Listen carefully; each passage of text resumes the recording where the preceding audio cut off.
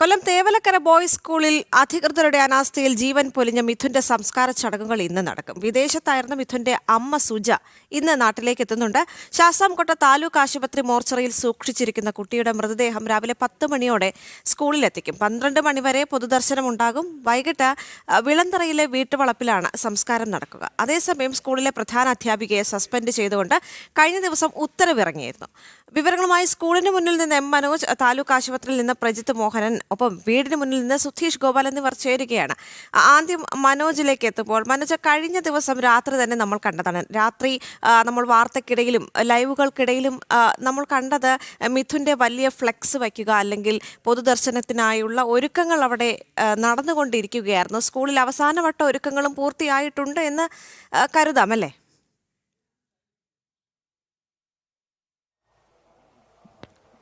ഇന്ന് 10 മണിക്ക് ശേഷമാണ് ശാസ്താംകോട്ട താലൂക്ക് ആശുപത്രി മോർച്ചറിയിൽ നിന്നും മിഥുൻ്റെ മൃതദേഹം ഈ സ്കൂളിലേക്ക് കൊണ്ടുവരിക. ഇവിടെ ഉച്ചവരെ പൊതുദർശനമുണ്ടാകും.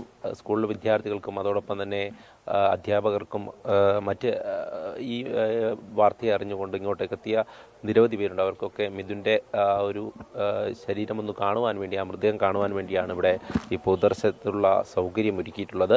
എന്തായാലും രാവിലെ തന്നെ മിഥുൻ്റെ അമ്മ സുജ വിദേശത്ത് നിന്ന് നെടുമ്പാശ്ശേരി എയർപോർട്ടിൽ ഇറങ്ങി അവിടെ നിന്നും മൂവാറ്റുപുഴ വഴി കോട്ടയം വഴിയാണ് കൊല്ലത്തേക്ക് എത്തുക.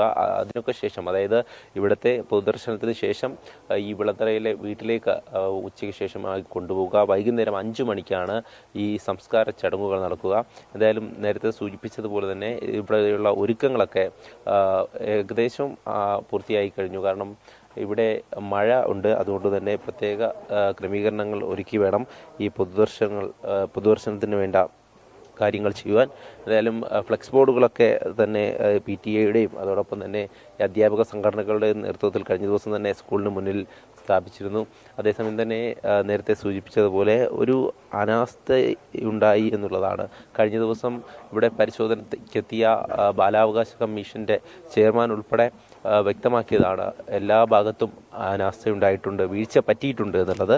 അത്തരത്തിലൊരു വീഴ്ചയുടെ ഭാഗമായി ഒരു ജീവൻ പൊലിയുന്ന 13 വയസ്സുകാരൻ്റെ ജീവൻ പൊലിയുന്ന സംഭവമുണ്ടായ സ്കൂളാണ് ഈ തേവലക്കര ബോയ്സ് ഹൈസ്കൂൾ. മാനേജ്മെൻറ്റ് ആദ്യം തന്നെ ഈ സംഭവവുമായി ബന്ധപ്പെട്ടുള്ള പ്രതികരണങ്ങളൊക്കെ നമുക്കറിയാം. മാനേജ്മെൻറ്റിൻ്റെ ഭാഗത്തു നിന്നും ആ കുട്ടി മുകളിലേക്ക് കയറിയത് ആരും പിടിച്ചു കയറ്റിയല്ല എന്നുള്ള രീതിയിലൊക്കെയായിരുന്നു ജില്ലാ പഞ്ചായത്ത് പ്രസിഡന്റ് ഉൾപ്പെടെ ഇവിടെ എത്തി പറഞ്ഞത്. അതിനൊക്കെ ശേഷമാണ് വലിയ പ്രതിഷേധം അലയടിച്ചത്. കാരണം ഒരു കുരുന്നു ജീവൻ ഒരു സ്കൂളിലേക്ക് എത്തിയപ്പോൾ അവിടെ കളിച്ചുകൊണ്ടിരുന്നതിനിടയിൽ ഇത്തരത്തിൽ വലിയ സുരക്ഷാ വീഴ്ച ഉള്ള ഭാഗത്ത്, അതായത് ഒരു ഷെഡിന് മുകളിലൂടെ ചേർന്ന് കിടക്കുന്ന വൈദ്യുതി ലൈനിൽ ആ കുട്ടി അറിയാതെ പിടിക്കുന്നു, ആ കുട്ടിക്ക് ഷോക്ക് ഏൽക്കുന്നു. അങ്ങനെ ആ കുട്ടിയുടെ ജീവൻ നഷ്ടപ്പെടുന്നു. ആ കണ്ണീരിലാണ് ഈ നാട് മുഴുവൻ. അതായത് തേവലക്കരയും അതോടൊപ്പം തന്നെ ഈ സമീപത്താണ് ഈ മിഥുൻ്റെ വീട്. അവിടെയുമൊക്കെ പോയി കഴിഞ്ഞാൽ നമുക്കറിയാം ഇത്തരത്തിൽ ഓരോരുത്തരും സങ്കടത്തോടു കൂടി പറയുന്നത് തങ്ങളുടെ മക്കളും ഇവിടെയാണ് പഠിക്കുന്നത്, കൂടെ പഠിച്ചിരുന്ന ഒരു വിദ്യാർത്ഥിയാണ്, അല്ലെങ്കിൽ പഠനത്തിൽ മികവ് പുലർത്തിയിരുന്ന ഒരു കുട്ടിയാണ് മിഥുൻ. വലിയ പ്രതീക്ഷയോടുകൂടി വീട്ടുകാരൊക്കെയും ഈ മിഥുനിൽ അർപ്പിച്ചിരുന്നു എന്നുള്ളതാണ്. അതായത് കഴിഞ്ഞ ദിവസം തന്നെ നമ്മൾ ആ വീട്ടിലേക്കൊക്കെ പോയപ്പോൾ അവരൊക്കെ, ആ പ്രദേശത്തുള്ളവരൊക്കെ നമ്മളോട് പ്രതികരിച്ചിരുന്നു. അങ്ങനെ പ്രതീക്ഷയോടുകൂടി കുട്ടിയെ സ്കൂളിലേക്ക് വിട്ടതാണ്. ഓരോ ദിവസവും വരുമ്പോഴും, അതായത് 1 മാസം മുമ്പാണ് ഈ മിഥുൻ ഇവിടെ അഡ്മിഷൻ എടുക്കുന്നത് ഹൈസ്കൂൾ പഠനവുമായി ബന്ധപ്പെട്ട്. തുടർന്നാണ് ഇത്തരത്തിലൊരു അപകടം സംഭവിക്കുന്നത്. ഏതായാലും നേരത്തെ സൂചിപ്പിച്ചിരുന്നു, ഇവിടെ നിന്നും കുട്ടിയെ കൊണ്ടുപോയത് ശാസ്താംകോട്ട താലൂക്ക് ആശുപത്രിയിൽ നിന്നും പാരിപ്പള്ളിയിലേക്ക് കൊണ്ടുപോയിരുന്നു. പോസ്റ്റ്മോർട്ടം നടപടികളൊക്കെ പൂർത്തിയാക്കി പിന്നീട് ശാസ്താംകോട്ട താലൂക്ക് ആശുപത്രിയിലെ മോർച്ചറിയിലാണ് ഇപ്പോൾ മൃതദേഹമുള്ളത്. 10 മണിയോടുകൂടിയാണ് അവിടെ നിന്നും മൃതദേഹം ഇങ്ങോട്ടേക്ക് കൊണ്ടുവരിക. ഏതായാലും അമ്മയ്ക്ക് ആദ്യ ഘട്ടത്തിൽ ഈ വിവരം അറിയാൻ സാധിച്ചിരുന്നില്ല എന്നുള്ളതാണ്. അമ്മ വിദേശത്തായിരുന്നു, കുവൈറ്റിലായിരുന്നു. അവിടെ നിന്നും തുർക്കിയിലേക്കുള്ള യാത്രയിലായിരുന്നു.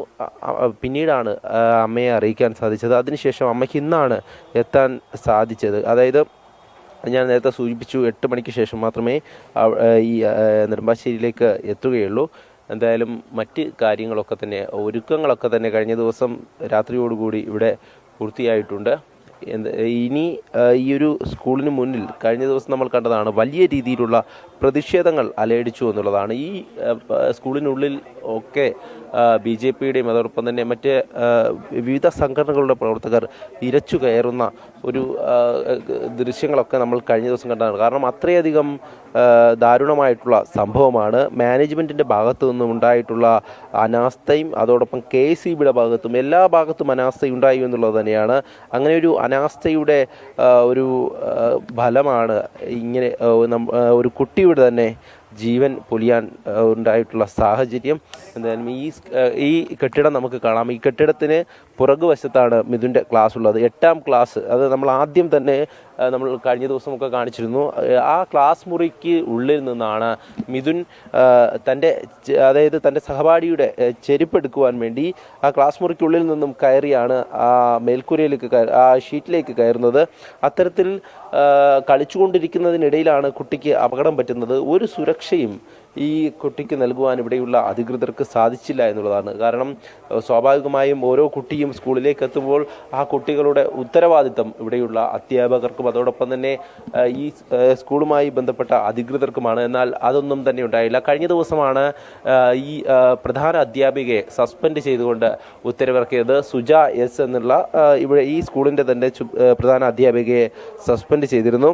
മറ്റ് നടപടികളിലേക്ക് കടക്കുമെന്നാണ് അറിയിച്ചിട്ടുള്ളത്.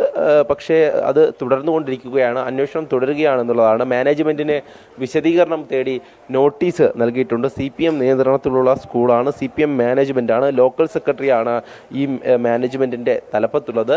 അതുകൊണ്ട് തന്നെ അത്തരം സ്വാധീനം, ഈ രാഷ്ട്രീയ സ്വാധീനം ഇതിൽ ഉണ്ട് എന്നുള്ള ആരോപണങ്ങളും ഉയരുന്നുണ്ട്.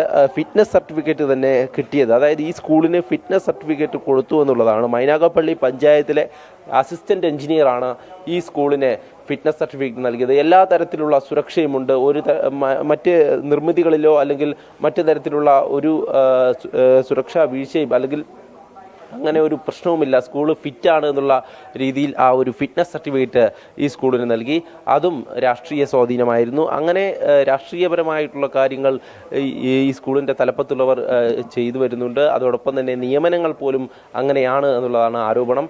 ആ ഒരു സാഹചര്യത്തിലാണ് കുട്ടികളുടെ സുരക്ഷ, ഈ സ്കൂളിലെത്തുന്ന കുട്ടികളുടെ സുരക്ഷയ്ക്കൊരു പ്രാധാന്യമില്ല എന്നുള്ളത് നമുക്ക് മനസ്സിലാകുന്നത്. കാരണം ഈ ക്ലാസ് റൂമുകളൊക്കെ നമുക്ക് ശ്രദ്ധിച്ചാൽ മനസ്സിലാകും, അതൊരു പഴയ കെട്ടിടമാണ്. ഈ മിഥുൻ്റെ ക്ലാസ് എന്ന് പറയുന്നത് ഒരു വരിയിൽ തന്നെയുള്ള, അതായത് നമുക്ക് എണീറ്റ് നിന്നാൽ അപ്പുറത്തെയും ഇപ്പുറത്തെയും ക്ലാസ്സുകൾ കാണാൻ സാധിക്കും. ഒരു പഴയ രീതിയിലുള്ള കെട്ടിടം. അതോടൊപ്പം തന്നെ പലകകൾ വച്ചിട്ടാണ് ഈ അപ്പുറത്തേക്കുള്ള ഷീറ്റിന് അടുത്തേക്ക് പോകാതിരിക്കുവാൻ വേണ്ടി പലകകളാണ് വെച്ചിട്ടുള്ളത്. ഇതിൽ പലയിടത്തും പലകകളില്ല എന്നുള്ളതാണ്. ഈ കുട്ടി ആ ഗ്യാപ്പ് വഴിയാണ് ഈ ഷീറ്റിന് മുകളിലേക്ക് കയറിയിരിക്കുന്നത്. അപ്പോഴാണ് ഈ അപകടം സംഭവിക്കുന്നത്. എന്തായാലും ഇങ്ങനെ ദാരുണമായിട്ടുള്ളൊരു സംഭവമുണ്ടായി. അതിനുശേഷം മന്ത്രിമാരടക്കം ഇങ്ങോട്ടേക്ക് എത്തിയിരുന്നു. കഴിഞ്ഞ ദിവസം പൊതുവിദ്യാഭ്യാസ മന്ത്രിയും ധനകാര്യമന്ത്രിയും ഒക്കെ ഈ സ്കൂളിലേക്ക് എത്തി കൃത്യമായിട്ടുള്ള നടപടി ഉണ്ടാകും എന്നുള്ള കാര്യം തന്നെയാണ് പറഞ്ഞിട്ടുള്ളത്. എന്തായാലും അന്വേഷണം തുടരുകയാണ്. ശാസ്താംകോട്ട DYSPക്ക് ചുമതലയുണ്ട്. ഉന്നത പോലീസ് ഉദ്യോഗസ്ഥർ മേൽനോട്ടം വഹിക്കുന്നുണ്ട്. അതോടൊപ്പം തന്നെ ഈ കേസിൽ കൂടുതൽ പ്രതികൾ ഉണ്ടാകുമെന്നുള്ളതാണ് മനസ്സിലാക്കുന്നത്. കാരണം ഇതിന് ഫിറ്റ്നസ് നൽകിയവർ ഉൾപ്പെടെ ഈ കേസിൽ പ്രതി ചേർക്കേണ്ടതാണ്. കാരണം ഈ സ്കൂളിന് ഇത്തരത്തിലുള്ള അപകട ഭീഷണി ഉണ്ടായിരുന്നിട്ട് പോലും ഫിറ്റ്നസ് നൽകി. അതോടൊപ്പം തന്നെ ഈ ഉദ്യോഗസ്ഥ മാനേജ്മെൻറ്റ് ഇത് നീക്കം ചെയ്യുവാനുള്ള നടപടിക്രമങ്ങൾ സ്വീകരിച്ചില്ല. KSEB അത് അറിഞ്ഞിട്ടും ഒന്നും ചെയ്തില്ല എന്നുള്ളതാണ്. അങ്ങനെ തന്നെ നിലനിർത്തിയിരുന്നു. അതുകൊണ്ടാണ് ഇങ്ങനൊരു അപകടം സംഭവിച്ചത് എന്നുള്ളതാണ്. അതായത് പരസ്പരം പഴിചാരുന്ന സമീപനം ആദ്യം തന്നെ ഉണ്ടായിരുന്നു. മാനേജ്മെൻറ്റ് KSEBയെ പറയുന്നുണ്ടായിരുന്നു, KSEB മാനേജ്മെൻറ്റിനെ പറയുന്നുണ്ടായിരുന്നു. ആ ഒരു സാഹചര്യം നിലനിന്ന സമയത്താണ് പിന്നീട് നാട്ടുകാർ തന്നെ പറയുന്നത് എല്ലാവരുടെ ഭാഗത്തും ഇതിൽ പിഴവ് സംഭവിച്ചിട്ടുണ്ട്, എല്ലാവരുടെ ഭാഗത്തും അനാസ്ഥയുണ്ട് എന്നുള്ളത്. ഏതായാലും ഇതുമായി ബന്ധപ്പെട്ട പരിശോധനകൾ നടന്നു വരുന്നു. അതോടൊപ്പം തന്നെ മിഥുൻ്റെ സഹപാഠികൾക്ക് കൗൺസിലിംഗ് നൽകുമെന്ന് അറിയിച്ചിട്ടുണ്ട്. ഇവരിൽ നിന്നും മൊഴി എടുക്കുവാനും സാധ്യതയുണ്ട് എന്നുള്ള കാര്യം പ്രജിത്ത് മോഹനൻ കൂടി ചേരുന്നുണ്ട്. പ്രജിത്ത്, മിഥുന്റെ അമ്മ അല്പസമയത്തിനുള്ളിൽ തന്നെ നെടുമ്പാശ്ശേരി വിമാനത്താവളത്തിലേക്ക് എത്തിയാൽ ഉടൻ തന്നെ മിഥുനെ വീട്ടിലേക്ക് കൊണ്ടുപോകുമെന്നും അറിയിക്കാൻ സാധിക്കുന്നുണ്ട്. താലൂക്ക് ആശുപത്രിയിൽ നിന്ന് ലഭിക്കുന്ന ഏറ്റവും പുതിയ വിവരം എന്താണ് പ്രജിത്ത്? രാവിലെ 8:50 നെടുമ്പാശ്ശേരി വിമാനത്തിലെത്തും മിഥുൻ്റെ അമ്മയെന്നുള്ളതാണ് നമ്മൾ മനസ്സിലാക്കുന്നത്.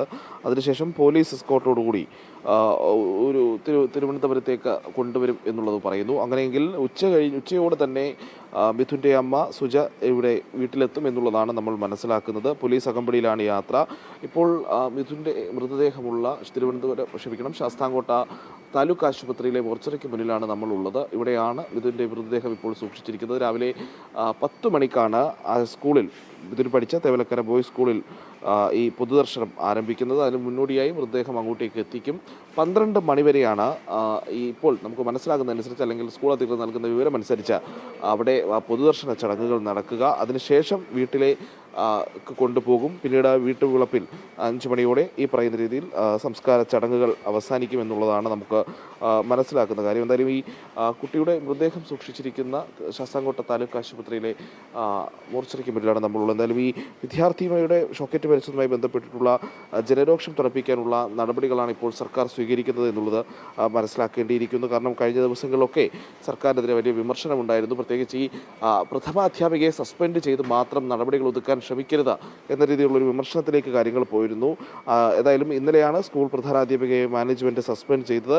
ഈ സുരക്ഷാ വീഴ്ച സംബന്ധിച്ചിട്ടുള്ള DAയുടെ ചുമതല വഹിച്ചിരുന്ന AEO ആന്റണി പീറ്ററിൽ നിന്നുള്ള വിശദീകരണം തേടിയിട്ടുണ്ട്. അപ്പോൾ AEയുടെ റിപ്പോർട്ട് ഇന്ന് എന്തായാലും എത്തും. അതോടൊപ്പം തന്നെ കഴിഞ്ഞ ദിവസം തന്നെ ഈ തേവലക്കര ബോയ്സ് ഹൈസ്കൂളിൻ്റെ മാനേജറായിട്ടുള്ള തുളസീധരൻ പിള്ളയ്ക്ക്, അവിടുത്തെ CPMൻ്റെ ലോക്കൽ സെക്രട്ടറി കൂടിയാണ്, അദ്ദേഹത്തിന് കാരണം കാണിക്കൽ നോട്ടീസ് നൽകിയിട്ടുണ്ട്. കൊല്ലം വിദ്യാഭ്യാസ ഡെപ്യൂട്ടി ഡയറക്ടർ KA ലാലാണ് ഇത് സംബന്ധിച്ച നോട്ടീസ് നൽകിയത്. 3 ദിവസത്തിനകം ഈ സംഭവത്തിന് പിന്നിലുള്ള കാര്യങ്ങൾ കൃത്യമായി ബോധ്യപ്പെടുത്തണമെന്നുള്ളതാണ് നിർദ്ദേശം. ഇല്ലെങ്കിൽ ഈ മാനേജർ പദവിക്ക് നൽകിയിട്ടുള്ള അംഗീകാരം റദ്ദാക്കുമെന്ന് ഈ നോട്ടീസിൽ പറയുന്നുണ്ട്. ഈ കഴിഞ്ഞ ദിവസം സസ്പെൻഡ് ചെയ്തിട്ടുള്ള പ്രഥമാധ്യാപിക S.ക്ക് പകരം G. മോളിക്കാണ് ചുമതല നൽകിയിരിക്കുന്നത്.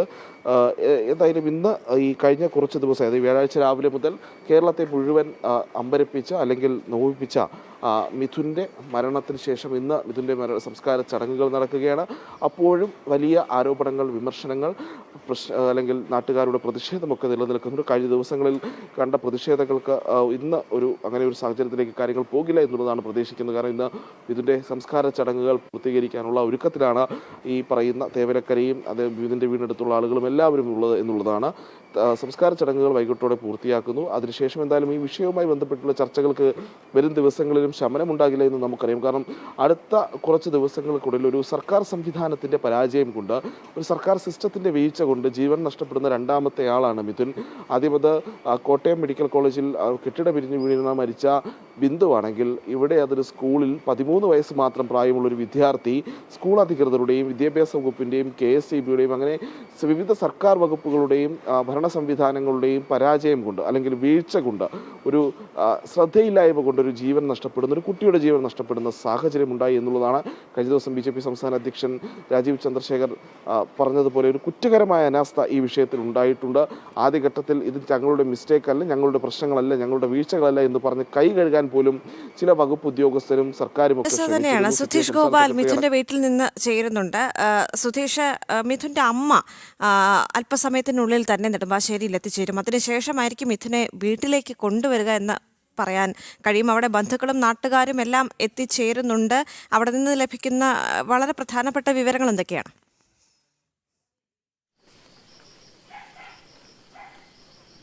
ദേവിക, ഇന്ന് പുലർച്ചെ 4 മണിയോടെ കുവൈറ്റിൽ നിന്നും നെടുമ്പാശ്ശേരിക്കുള്ള വിമാനത്തിൽ മിഥുൻ്റെ അമ്മ കയറി എന്നതാണ്, അവിടെ നിന്നും പുറപ്പെട്ടു എന്നതാണ് ബന്ധുക്കളിൽ നിന്നും നമുക്ക് അറിയാൻ സാധിക്കുന്നത്. 8:50 നെടുമ്പാശ്ശേരി വിമാനത്താവളത്തിലെത്തും. അവിടെ നിന്നും പോലീസ് എസ്കോർട്ടോടെയാണ് ഇവിടെ വീട്ടിലേക്ക് വരുന്നത്. ഇതേസമയം തന്നെ 9 മണിയോടെ ഇവിടെ നിന്നും വീട്ടിൽ നിന്നും ബന്ധുക്കളും മറ്റ് അടുത്ത സുഹൃത്തുക്കളും എല്ലാം മിഥുൻ്റെ മൃതദേഹം ഈ ശാസ്താംകോട്ട താലൂക്ക് ആശുപത്രിയിൽ നിന്നും ഏറ്റുവാങ്ങുന്നതിനായി പുറപ്പെടും. അവിടെ നിന്നും 10 മണിയോടെ ഈ തേവലക്കരയിലെ ബോയ്സ് ഹൈസ്കൂളിലേക്ക് മൃതദേഹം എത്തിക്കും. അവിടെ 12:30 വരെയാണ് പൊതുദർശനത്തിന് സമയം നിശ്ചയിച്ചിട്ടുള്ളത്. ഇപ്പോഴത്തെ ഒരു സാഹചര്യത്തിൽ ഇന്നലെ തന്നെ നമുക്കറിയാം, ഒരു മരണ വീട്ടിൽ മൃതദേഹം ഇല്ലെങ്കിൽ പോലും വലിയ ജനാവലി തന്നെയാണ് ഇവിടേക്ക് എത്തിച്ചേരുന്നത്. ആ രീതിയിലുള്ള ഒരു ജനപ്രവാഹം ഉണ്ടായാൽ അത് 12:30 എന്നുള്ളത് അല്പം കൂടി നീണ്ടു പോകാനുള്ള സാധ്യത വരെയുണ്ട്. എന്തു തന്നെയാലും അവിടെ നിന്നും ഈ പൊതുദർശനം പൂർത്തിയാക്കിയാൽ അവിടെ നിന്നും വിലാപയാത്രയായാണ് മൃതദേഹം വീട്ടിലേക്ക് എത്തിക്കുക. വീട്ടിലേക്ക് എത്തിച്ചു കഴിഞ്ഞാൽ ഇവിടെ എത്തുന്നവർക്ക് മൃതദേഹത്തിൽ അന്തിമോപചാരം അർപ്പിക്കുന്നതിനുള്ള സൗകര്യങ്ങളുണ്ടാവും. അതിനുശേഷം വൈകിട്ട് 5 മണിയോടെയാണ് സംസ്കാര ചടങ്ങുകൾ നടക്കുക. മിഥുൻ കളിച്ചു വളർന്ന പിച്ച വെച്ച ഈ മണ്ണിലാണ് സംസ്കാര ചടങ്ങുകൾ നടക്കുക. ഞാനിപ്പോൾ നിൽക്കുന്നത് ഈ വീടിൻ്റെ പിൻഭാഗത്താണ്. ഈ പിൻഭാഗത്ത് ചെറിയ സ്ഥലം മാത്രമാണുള്ളത്. അവിടെയാണ് സംസ്കാര ചടങ്ങുകൾ നടത്തുക എന്നതാണ് നമുക്ക് ഈ ബന്ധുക്കളിൽ നിന്നും അറിയാൻ സാധിക്കുന്നത്. ഇവിടെ അതിനുള്ള സൗകര്യങ്ങൾ എല്ലാം തന്നെ വളരെ പരിമിതമാണെങ്കിൽ പോലും ആ പരിമിതമായ സൗകര്യത്തിൽ മിഥുന് അന്ത്യവിശ്രമം കൊള്ളുന്നതിനുള്ള ഒരുക്കങ്ങളെല്ലാം തന്നെ നടത്തും. അത് വൈകിട്ട് 5 മണി ആയതുകൊണ്ട് തന്നെ ഉച്ചയോട് കൂടി അതിൻ്റെ മറ്റ് ഒരുക്കങ്ങൾ ഇവിടെ നടക്കുകയുള്ളൂ. അതിന് വേണ്ട ക്രമീകരണങ്ങൾ മറ്റ് വരുന്ന ആൾക്കാർക്കും മറ്റും അന്തിമോപചാരം അർപ്പിക്കുന്നതിനടക്കമുള്ള സൗകര്യങ്ങൾ ഇവിടെ പരിമിതമായ സാഹചര്യങ്ങളിൽ വെച്ചുകൊണ്ട് തന്നെ ഒരുക്കിയിട്ടുണ്ട്. എന്തു തന്നെയായാലും രാവിലെ സ്കൂളിലേക്ക് പോയ അത് അച്ഛൻ ജോലിക്ക് പോകുമ്പോൾ ട്യൂഷൻ സെൻറ്ററിൽ വിടുകയും അവിടെ നിന്നും ബസ്സിലാണ് അന്ന് സ്കൂളിലേക്ക് മടങ്ങിയത്. ആ സ്കൂളിൽ നിന്നുമുള്ള മടക്കയാത്ര ഇന്ന് ഇവിടെ എത്തിച്ചേരുന്നത് ചേതനയേറ്റ ആ ശരീരമായി ആണ് എന്നതാണ് ഏറ്റവും വേദനാജനകമായ കാര്യം. എന്നും ഇവിടുത്തെ മിഥുൻ്റെ അച്ഛൻ്റെ അമ്മയാണ് ഒരുക്കി സ്കൂളിലേക്കും മറ്റും വിട്ടിരുന്നത്. ആ അമ്മ കഴിഞ്ഞ ദിവസം ഈ മരണവാർത്ത അറിയുമ്പോൾ മുതൽ തുടങ്ങിയ തേങ്ങലാണ്. ഇതുവരെയും അത് ശമിച്ചിട്ടില്ല. വലിയ വേദന ഇവിടെ എത്തുന്ന ഓരോരുത്തരുടെയും കണ്ണ് നനയിക്കുന്ന തരത്തിലുള്ള ഒരു വികാരങ്ങളാണ് കാണാൻ സാധിക്കുന്നത്. അത്രയ്ക്കും അത് ഉൾക്കൊള്ളാൻ ഇതുവരെയും അമ്മുമ്മയ്ക്ക് സാധിച്ചിട്ടില്ല. അതേ സാഹചര്യം തന്നെയാണ് അമ്മയ്ക്കുള്ളത്. ഈ മിഥുനടക്കമുള്ള 2 കുട്ടികളുടെയും നല്ല വിദ്യാഭ്യാസം എല്ലാം സ്വപ്നം കണ്ടുകൊണ്ടാണ് അവർ വിദേശത്ത് ജോലി തേടിപ്പോയത്. 2 കുട്ടികളെയും നാട്ടിലാക്കി പോകുമ്പോൾ ഒരു അമ്മയ്ക്കുണ്ടാകുന്ന വേദന അത് എല്ലാം തന്നെ ഈ മക്കൾക്ക് വേണ്ടിയായിരുന്നു എന്നതും എടുത്തു പറയേണ്ടതാണ്. എന്നാൽ കഴിഞ്ഞ ദിവസം അവിടേക്ക് വരുന്ന ഒരു ഫോൺ കോളിൽ അറിയുന്നത് അതിൽ മൂത്ത മകൻ്റെ വേർപാട് സംഭവിച്ചു എന്ന വാർത്തയാണ്. ആ വേദനയോടുകൂടി തന്നെയാണ് വിദേശത്തു നിന്നും അമ്മ ഇപ്പോൾ നാട്ടിലേക്ക് മടങ്ങുന്നത്. വലിയ വേദനാജനകമായ സാഹചര്യമാണ് ഇവിടെ നിലനിൽക്കുന്നത്. എന്തുതന്നെയായാലും ഉച്ചയോടുകൂടി അമ്മ നെടുമ്പാശ്ശേരിയിൽ നിന്നും ഇവിടെ വീട്ടിലെത്തിച്ചേരും എന്നതാണ് അറിയാൻ സാധിക്കുന്നത്. 5 മണിയോടെ തന്നെ ബന്ധുക്കളെല്ലാം തന്നെ അമ്മയെ കൂട്ടുന്നതിന് വേണ്ടി നെടുമ്പാശ്ശേരിയിലേക്ക് പുറപ്പെട്ടിട്ടുണ്ട്. അവിടെ നിന്നും എത്രയും വേഗം എത്തുന്നതിന് വേണ്ടി പോലീസ് എസ്കോർട്ടും ഒരുക്കിയിട്ടുണ്ടെന്നതാണ് അറിയാൻ സാധിക്കുന്നത്. ദേവിക. ശരി സുധീഷ്, എന്തായാലും